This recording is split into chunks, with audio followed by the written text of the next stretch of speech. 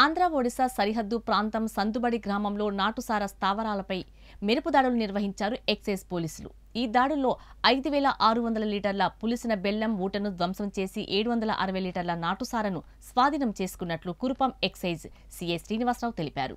పార్వతీపురం మన్యం జిల్లా excise superintendent B శ్రీనాథుడు ఆదేశాల మేరకు ఒడిశా రాష్ట్రానికి చెందిన రాయగడ జిల్లా ఎక్సైజ్ అధికారులు, ఆంధ్ర పోలీసులు సంయుక్తంగా నిర్వహించిన దాడుల్లో భాగంగా సందుబడి గ్రామ సమీపంలో అక్రమంగా నాటుసారా తయారీకి సిద్ధంగా ఉన్న 5,600 లీటర్ల పులిసిన బెల్లం ఊటను ధ్వంసం చేసి 760 లీటర్ల నాటుసారాను స్వాధీనం చేసుకున్నట్లు కురుపాం ఎక్సైజ్ సీఐ శ్రీనివాసరావు తెలిపారు.